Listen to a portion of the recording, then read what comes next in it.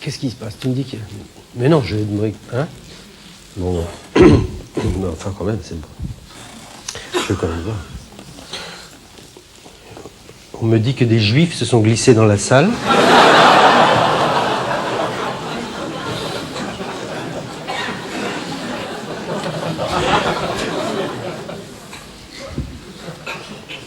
Vous pouvez rester.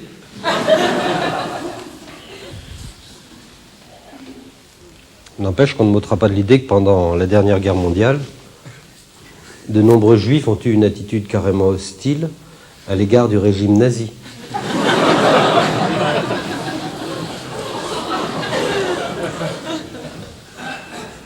Il est vrai que les Allemands, de leur côté, ne cachaient pas une certaine antipathie à l'égard des Juifs, mais enfin, ça n'était pas une raison pour exacerber cette antipathie en arborant une étoile à sa veste, pour montrer qu'on n'est pas n'importe qui, qu'on est le peuple élu, et pourquoi j'irais pointer au vélodrome d'hiver?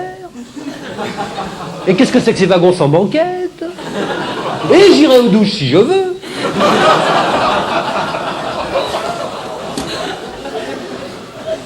Quelle suffisance! Attention, ne me faites pas dire ce que je n'ai pas dit, je n'ai rien contre ces gens-là. Bien au contraire. Vous savez, je suis fier d'être citoyen de ce grand pays, de France, où les Juifs courent toujours. Je me méfie des rumeurs. Vous savez, quand on me dit que si les Juifs allaient en si grand nombre à Auschwitz, c'est parce que c'était gratuit, je pouffe.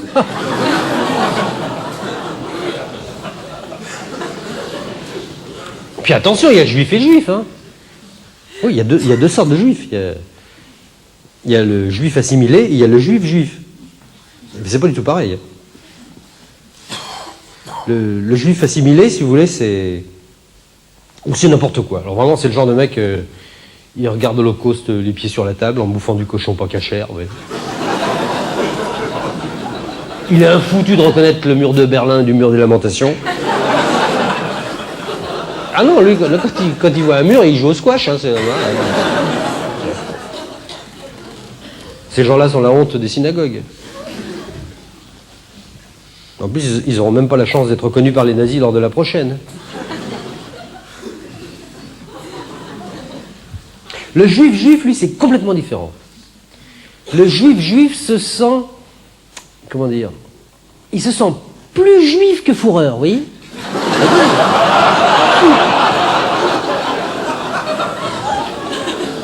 Il renacle à l'idée de se mélanger aux gens du peuple non élu, en dehors des heures d'ouverture de son magasin, bien sûr.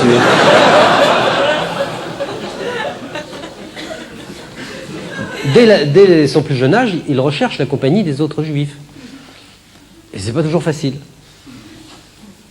C'est vrai, naguère encore, les juifs avaient les lobes des oreilles pendants, les doigts et le nez crochus, et la bite à col roulé, hein?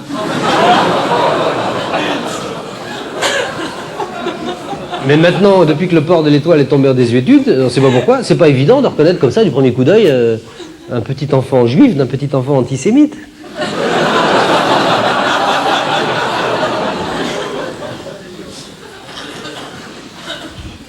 Vous comprenez maintenant, ces gens-là, les juifs, ils se font tous raboter le pif et raccourcir le nom.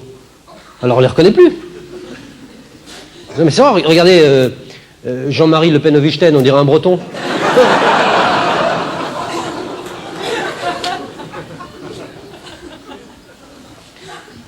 Et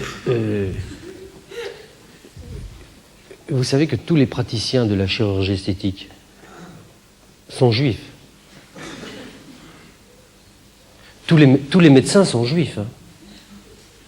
Sinon, t'as pas le diplôme. Hein. Tous les pharmaciens sont juifs. Tous les archevêques de Paris sont juifs.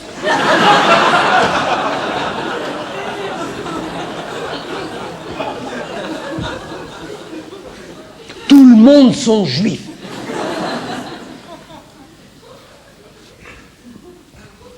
En tout cas, pour ce qui est des médecins, je suis absolument formel. Tous les médecins sont juifs.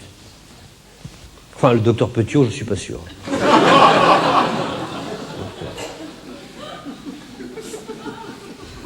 Vous savez pas qui était le docteur Petiot? Elle est bête. Bon, c'est pas grave, hein, c'est pas vraiment une gloire nationale. Hein. Le docteur Petiot, comment vous dire, en un mot, bon, le docteur Petiot, si vous voulez, c'est ce médecin parisien qui a réussi à démontrer en 1944 que les juifs étaient solubles dans l'acide sulfurique. Hein. En gros, hein, je schématise. Eh bien, le docteur Petiot n'était pas juif. Alors que le docteur Schwarzenberg, si.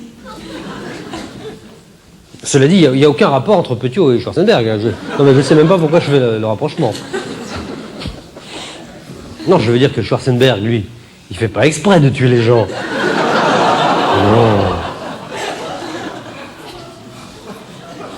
Tiens, voilà encore un bruit idiot qui court. Quand on vous dit que les juifs sont vecteurs de maladies, c'est pas vrai. Regardez Schwarzenberg. Est-ce qu'il est cancérigène? Non. Comme disait mon copain Le Luron, il suffit de pas trop s'approcher.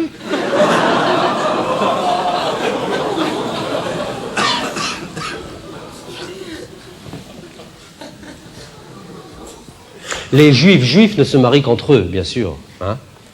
À ce propos, je relisais récemment un livre d'Harry Cécédoui qui est paru chez Grasset il y a, je ne sais plus, 5 ou 6 ans, qui s'appelait Juifs et Français, dans lequel les auteurs demandaient à une grande journaliste de télévision, pleine de talent, très belle en plus.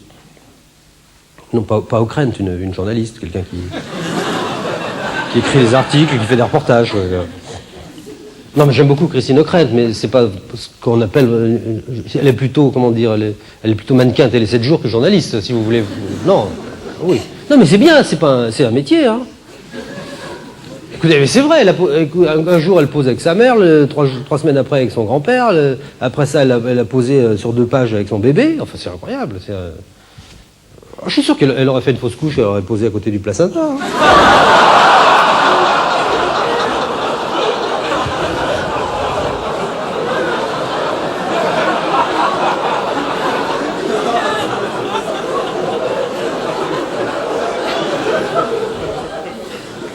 Non, là je vous fais allusion.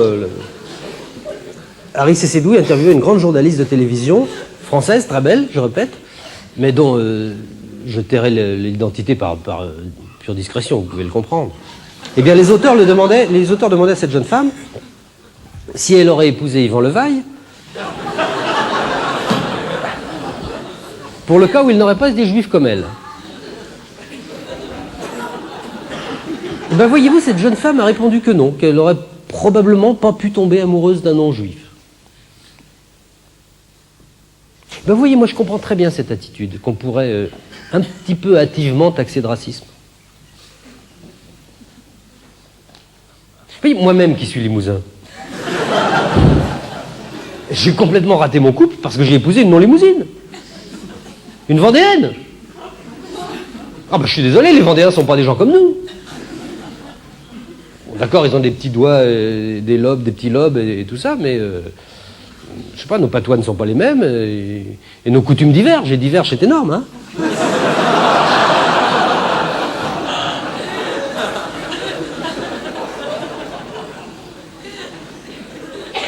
Voilà une femme, n'est-ce pas, qui mange du poisson le vendredi, alors que moi je mange du bœuf mironton le mardi. Il n'y a pas de compréhension possible.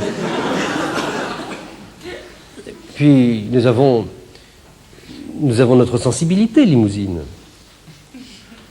Nous avons notre humour limousin, qui n'appartient qu'à nous. Nous partageons entre nous une certaine angoisse de la porcelaine, peu perméable au chouan.